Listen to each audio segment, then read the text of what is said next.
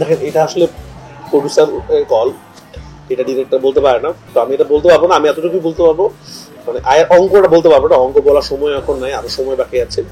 আমি এতটুকু বলবো যে অঙ্কটা আমরা ব্যবসা করেছি বাংলাদেশে কোনো সিনেমা, সেটা হোক হিন্দি, হোক ইংলিশ, হোক যে কোনো দেশের ছবি, সেই অঙ্ক কোনদিন ক্রস করতে পারেনি। না সেটাও আমি প্রত্যাশা তো অনেক, ব্যবসা তো সবাই প্রত্যাশা করে যে এটা কি প্রত্যাশা করে থেমে থাকবো আমরা, প্রত্যাশা করবো আমরা অনেক ব্যবসা। এবার যে অঙ্কটা আমরা ছুঁয়েছি সেটা সিনেপ্লেক্স ইতিহাসে প্রথম এবং সবার জন্য প্রথম, তো এটা সবার জন্যই ভালো। আসলে আজকে দেখেন একটা সিনেমা যদি ভালো ব্যবসা করে তখন কি হবে, আরো মাল্টিপ্লেক্স তৈরি হবে, আরো সিঙ্গেল ভালো হবে। তো আমার মনে হয় যে আমাদের সবার এখানে সাপোর্ট করা উচিত।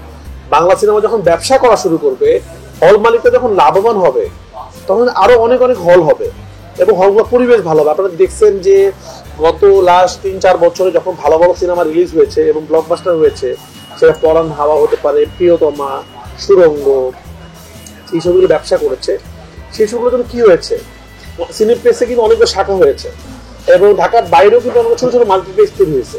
তো এই ধারাটা আমি বিশ্বাস করি তুফানের জোয়ারের পর আরো 10-20টা মাল্টিপ্লেক্স তৈরি হবে এবং একটু একটু করে বাংলা ছবি আরো আগে যাবে ইনশাল্লাহ। এবং আমাদের তো হল কম, আমি একটা জিনিস বিশ্বাস করি, আমাদের বাংলাদেশে যদি 100টা সিনেপ্লেক্স থাকতো, স্টার সিনেপ্লেক্সে যদি 100টা ব্রাঞ্চ থাকতো, আমরা একদম 100% গ্যারান্টি সহকারে বলতে পারি 100টাই হাউসফুল যেত আসলে।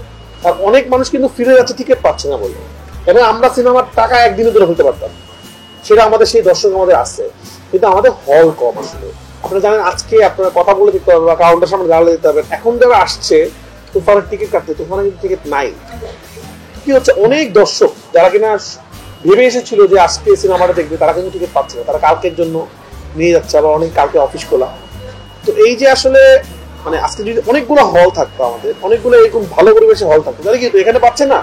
আপনার আমি এটা পড়ানোর সময় বলেছিলাম, ইন্ডিয়াতে কিন্তু কোনো দর্শক সিনেমা দেখতে গিয়ে ফিরে আসে না, কারণ ওদের অনেক অপশন, এই মার্কেটে একটা মাল্টিপ্লেক্স, এখানে একটা হল, এখানে একটা হল, এখানে একটা হল।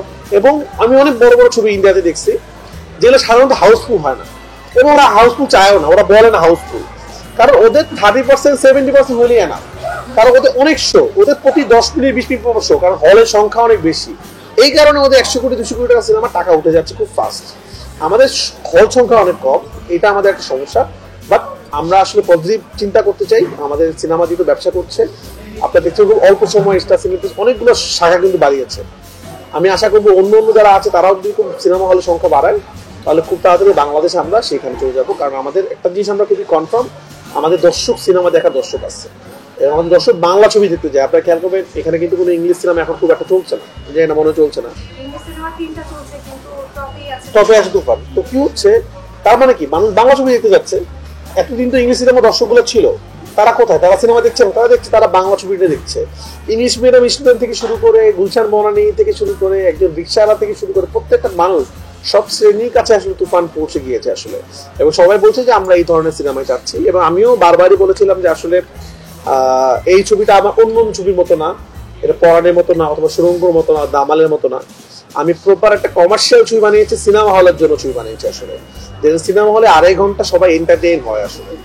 তো আমার মনে হয় আপনারা আসেন, ঈদ আপনার যেমনই কাটুক, তুফান যদি দেখে থাকেন আপনার ঈদটা জমজমাট হবে। তুফান ছাড়া আপনার ঈদ অসম্পূর্ণ। যারা এখনো তুফান দেখেন নাই, হলে চলে আসেন, অগ্রিম টিকিট করে তুফান দেখেন। আপনার ঈদ যেরকমই হোক, ঈদের আনন্দটা তুফান আপনাকে একটু বাড়িয়ে দিবে, গ্যারান্টি আপনাদেরকে দিচ্ছি। সবাই চলে আসেন।